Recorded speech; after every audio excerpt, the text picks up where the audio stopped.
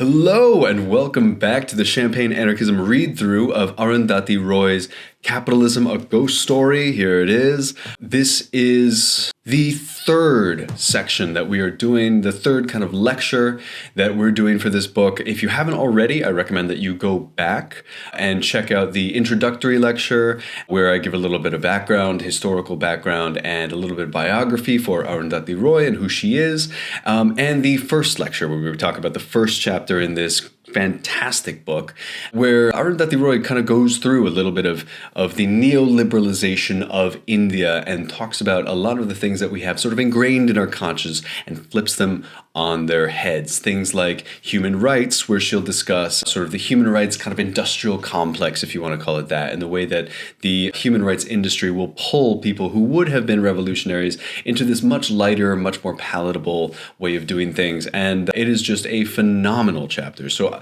if you haven't already, I recommend you go back and check those out first. And then please come back here because we are going to talk about chapters 2 and 3, and I'm combining those two just because this is, if you haven't noticed already, this is a fairly short book. It's pretty easy to get through, and so I'm combining a couple things, and then of course next week we will finish this book, and there will be a last sort of wrap-up look at Roy and her work and what we can kind of take away from that in broader terms, but we are going to officially finish the book next week when we talk about the final chapters. That's chapters 4, 5, and 6. And so we will finish on those fantastic chapters as well, and we'll see where we are after that. But I figure let's dig right into it. So chapters 2 and 3, that's of course I'd Rather Not Be Anna. That's chapter 2, and chapter 3 is Dead Men Talking.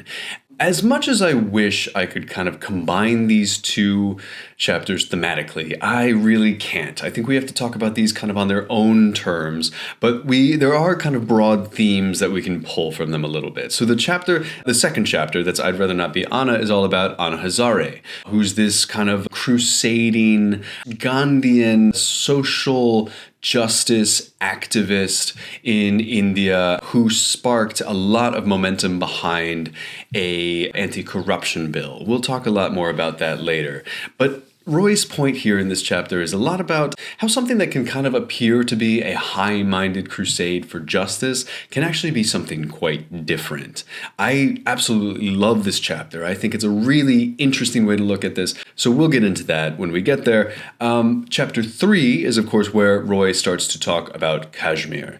We saw a little bit of this in the first lecture that I did on that first chapter, and we will see a lot more of talk about Kashmir and this sort of border issue between India and Pakistan and the way that both superpowers, regional superpowers, kind of use this region. And on the Indian side, it's Jammu and Kashmir that are both part of this broader Himalayan Kashmiri region. But they use this region as kind of a plaything between the two of them, a chess piece in this struggle. And of course, the ones that suffer from that are the ordinary Kashmiris in the region. So we'll get into that. But this is where you start to get a little bit of Roy's thoughts on the situation in Kashmir, and that will be a perfect primer for the next lecture. We will really get into it. But this is a great starting point.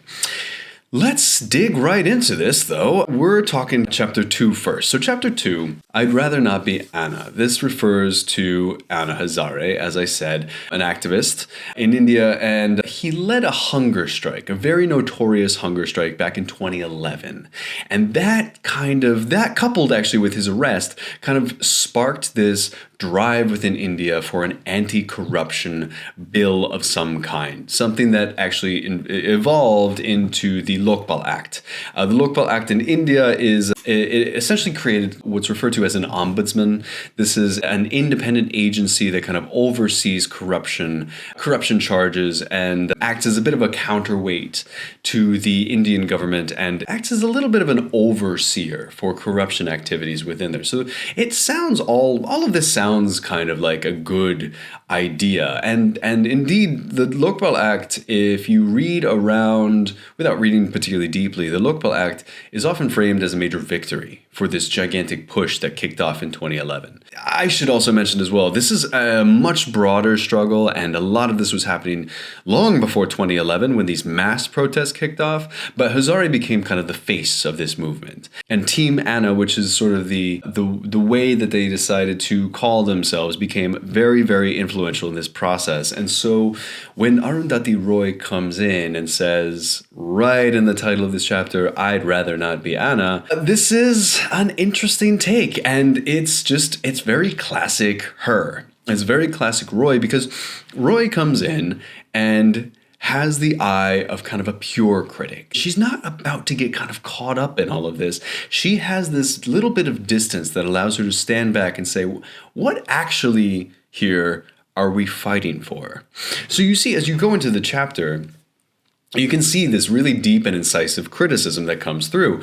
And what Roy says is, listen, this is just the creation of a giant secondary bureaucracy that's meant to counter the first deeply corrupt one. Are we creating something that's in any way different from what we have already, or are we just adding kind of an extra layer of nonsense on top of all of this? I will talk about that in a second, but first I need to turn on this light because it's getting really dark for some reason. Give me 1 second. Okay, I'm back, and that seems to have done not much of anything, but hey, we'll keep going. Okay, we're talking about the Lokpal Act. The Lokpal Act, there's an interesting analysis in the Indian paper, The Economic Times, which notes very rightly, whatever you think about the Economic Times, they note very rightly that the agency hasn't actually prosecuted anybody for single incidents of graft.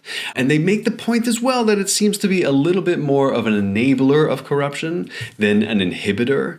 It seems pretty clear that the Lokpal Act ended up being kind of a failure. And some people, if you read around, and I should note that I haven't dug extremely deeply into the Lokpal Act or the ways that the agency has gone about its business, but a lot of people make the point that it's actually a disastrous and catastrophic failure, that this is not something to be particularly proud of. And a lot of the things that Arundhati Roy warned us about in this essay here seem to have come about. So, and that may have something to do with what Roy pointed out, which is that the support for this bill started gathering steam right around the time that there were some major WikiLeaks releases that proved embarrassing to a lot of sort of high-placed people in Indian society, especially in the media, in major Indian corporations, and that the bill, the Lokpal Act, conveniently leaves out corporations, the media, and NGOs from this kind of graft ombudsman. So instead of looking at them, it's all about the government. And she says that this is sort of sacrificing the government, which we know to be corrupt, to save the corruption within the NGO space, for example. And she also notes that it's no surprise that one of the largest donors to the India Against Corruption campaign, which is the major campaign that sort of ossifies around this, solidifies here, is a lot of corporations who were accused themselves of corruption. So it's a classic sort of form. We saw a lot of this in the first chapter with Roy. It's this classic sort of example of, right, if you can just sort of misdirect a little bit this public perception and create a campaign around something that, maybe it does a little something, but it won't damage you. That's extremely powerful, and that's extremely potent. It's sort of the same analysis that I take away from her point in that first chapter when she says, talking about the legacy of MLK Jr. in the US, or the activists that are being sort of drawn away and drawn into this human rights industry where they can't do all that much harm instead of being revolutionaries. You just sort of take this anger, this very justified and correct anger, and misdirect it. You just throw it against something else. And so for Roy, Anna Hazare became a little bit of a face of a movement that was itself immediately co-opted. And although there were real things at the heart of it, this is a real struggle. There is, of course, endemic corruption in India, as there are in many places in the world. But there is nothing in this bill that will do harm to the actual sources of corruption, or at least not the major actual sources of corruption. And of course, we come later to learn, again from that Economic Times analysis, that maybe even for the smaller sources of corruption, it really did not do that much at all. So that's a fairly short and pretty interesting chapter, I think. It's easy to kind of blow through that chapter, but I think it deserves a little bit of close reading and analysis and just something to keep in the back of your mind, because this goes well beyond India, right? This is not just, if you're reading this in a developed country in the United States or the UK, you may have seen versions of this where a major corporate sponsor will take over a kind of well-meaning but not particularly directed protest movement, or they'll start financing a particular issue. They'll start talking a lot more about it. We see a lot of examples in the modern greenwashing kind of space, or pinkwashing, sometimes it's called, when you see these kind of events, pride parades, whatever it is, that were supposed to be initially revolutionary things, and now you see whatever, a Citibank float down the streets of New York City, which never fails to piss me off. These are things that I think are in lockstep with this argument that Roy has put forward here. And though this is definitely a much more impactful and extreme example than a pride parade, I think you see a lot of this stuff kind of everywhere. But let's talk about chapter 3 now. So chapter 3 starts, very interestingly, by the way, with the deportation of David Barsamian. Barsamian, we met actually in our introductory lecture on Arundhati Roy, because a lot of the quotes that I pulled are from a Barsamian book that just came out called The Architecture of Modern Empire. I highly recommend you check it out. David Barsamian is a very legendary, he's a radio producer, he's an interviewer, and he's done these gigantic interviews with very key figures, people like Noam Chomsky, who we'll meet later on in this reading series when we read Manufacturing Consent, which I am doing some notes for right now, actually, before I started recording this video. Here it is, Manufacturing Consent, coming up soon.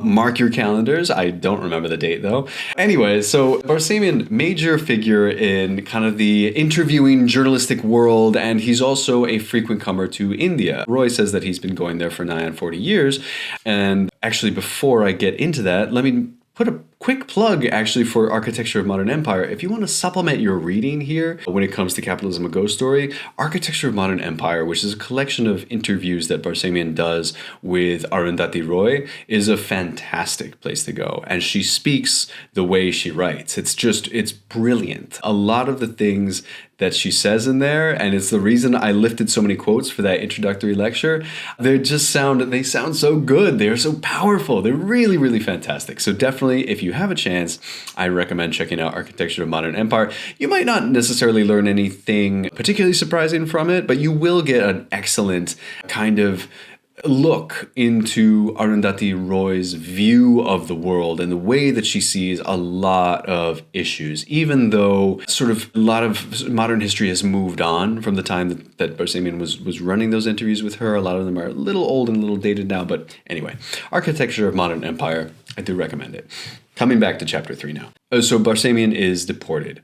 He is ejected for doing reporting in an area that they say violates his visa. He's there on a tourist visa, which he is often, and he's talking to people, but key to this is that he's talking to people in Jammu and Kashmir. We'll do a little bit of background on Kashmir in a little bit, but this, of course, is the border area between India and Pakistan, and Barsamian had the temerity to go there and talk to people and publish kind of less than flattering things. And so, despite the fact that he's been going there forever, he speaks Urdu fluently, and he is, he's a journalist, right? And not just that, he's a foreign journalist, which is often gives you a bit of a layer of protection as a foreign reporter in another country. A lot of places tend to not want to piss off, the United States State Department. It's a really kind of messed up system, but yes, as a foreign journalist in another country, you often have protections that local journalists just do not, which is something that Roy mentions in this. But anyway, either way, he finds himself doing the wrong thing and he gets deported. And then, Roy quite rightly says, look, Barsamian isn't the only one. He's a high-profile example, but he's not the only one. There is a major and ongoing crackdown in Jammu and Kashmir in India by the Indian government to silence critics and silence dissent. And she specifically mentions Lingaram Kodapi, who was arrested in 2011. And he was accused of handing over protection money to Maoist revolutionaries, which seems to not actually have happened, or at least Roy absolutely buys this argument that it did not happen, that he was in fact taken at his grandmother's house.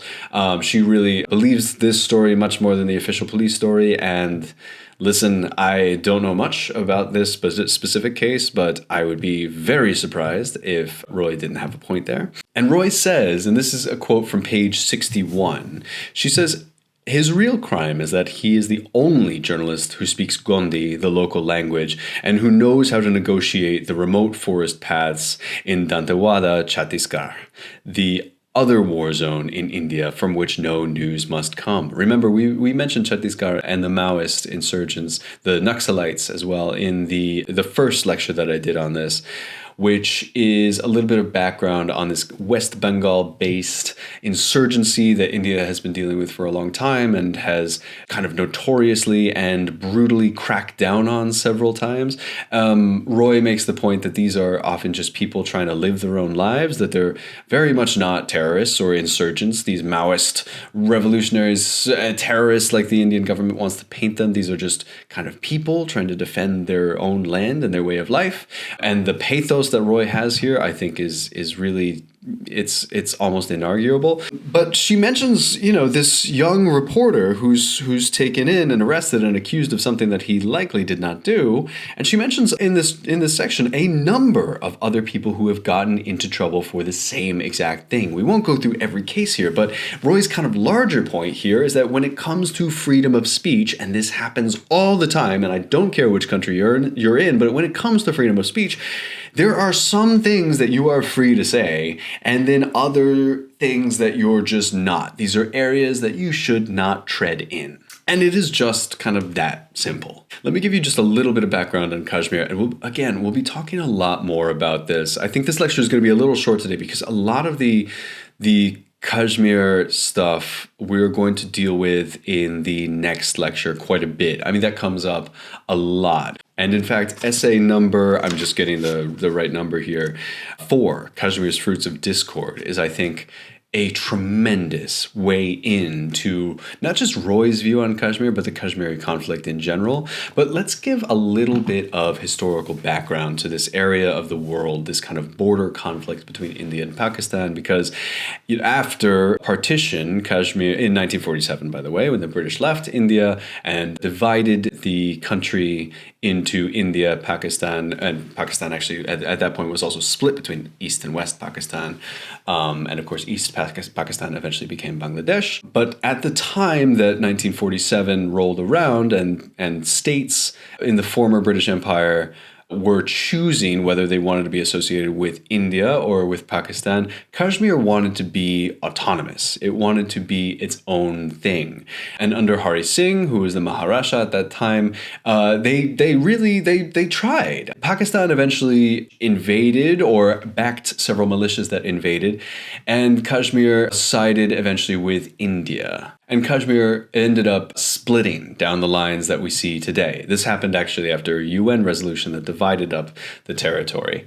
And so the current Indian administrated zones of Jammu and Kashmir are part of that initial UN settlement. There's in fact a lot of history here. In 1965, Pakistan during Operation Gibraltar tries to incite an insurgency that India then cracks down on. About 6 years later, you have the war between India and Pakistan that ends up creating the modern nation of Bangladesh. And that war, which is typically referred to as the War of Bangladeshi Liberation, is kind of spreading to other areas, and Kashmir is consumed in that conflict. And then later you have the Kargil War, another power struggle in 1999.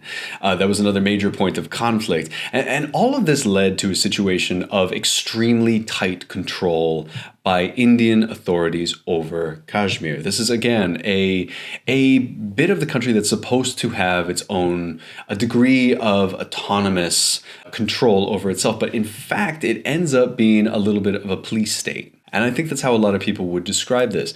The culture feed, which unfortunately you have to subscribe to on the Patreon feed, but we talk about a movie called Haider. Haider is a Bollywood retelling of Hamlet. It is a fantastic movie, actually. And this takes place in Kashmir. In fact, it takes place during the 90s in Kashmir, which is a point of kind of high conflict.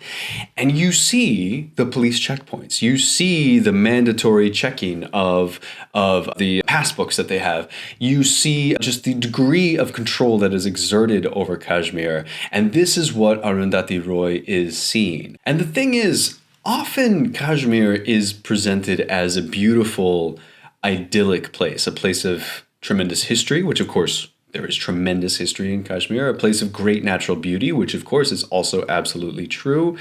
But it is rarely presented like it is in the movie Haider, and especially it is not presented in the ways that people like Lingaram Kodapi are presenting it. Haider, by the way, is taking place after this 1978 bill. That's the Jammu and Kashmir Public Safety Act. That's 1978, and it allows a degree of extremely draconian control over this territory. Now, successive Indian governments have always claimed that this is something that is necessary to safeguard the people of Kashmir, but it is ultimately a police state.